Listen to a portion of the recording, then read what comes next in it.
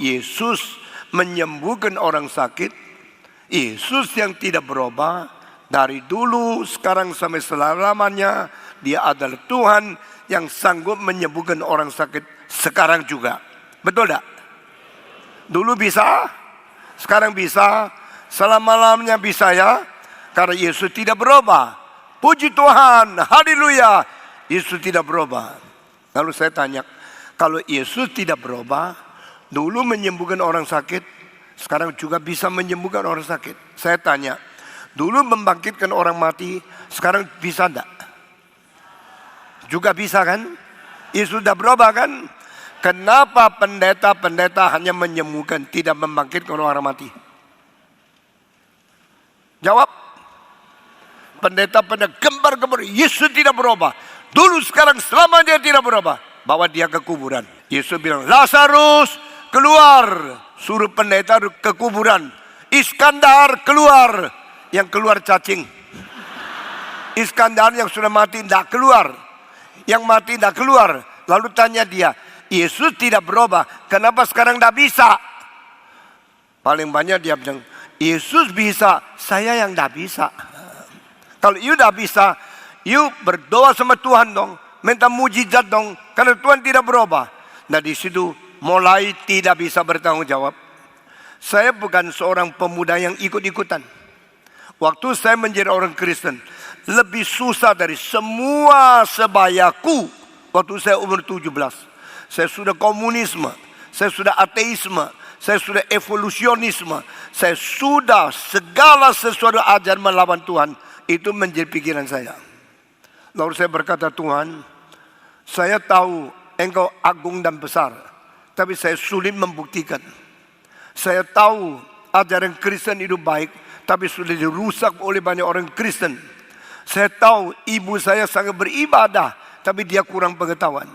Saya kalau sudah belajar filsafat, saya belajar evolusi, belajar ateisme, belajar segala modern thought, modern ideology. Saya orang pemuda mudakhir, yang muda, yang modern. Saya tidak mau percaya engkau, kecuali you jawab pertanyaan saya satu persatu sampai tuntas. Waktu saya umur 16, saya mengambil keputusan tinggalkan gereja. Seumur hidup tidak percaya Yesus Kristus. Maka siapapun suruh saya jadi Kristen, susah. Bagi saya hanya karena mama masih hidup, saya jangan menyedihkan dia. Maka saya ke gereja. Kalau dia mati langsung saya minggat. Saya tidak mau jadi Kristen. Karena saya orang pintar, orang modern, orang berilmu, orang belajar filsafat. Semua pemuda sejaman saya, tidak ada orang lebih pintar dari saya pada waktu itu.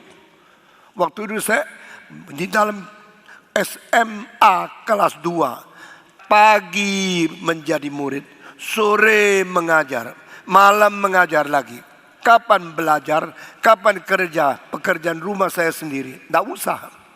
Saya tidak usah kerja, saya pokoknya sudah ikut pulang langsung mengajar.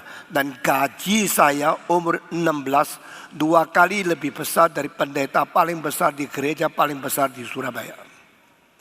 Saya tidak perlu, saya ada uang, saya ada pengetahuan, saya ada kesehatan, saya ada masa muda. Saya tidak perlu Tuhan.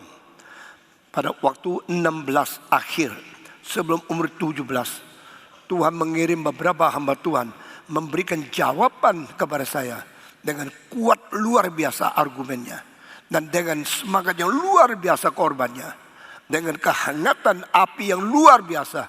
Itu bikin pelayanan saya lain dengan pelayanan banyak orang yang lulus kalau teologi yang hanya ada akademik. Saya berapi, saya berjiwa, saya beraffection, saya berniat perjuangan, saya berjiwa korban, saya berjiwa mati untuk Tuhan. Asal orang lain bisa percaya.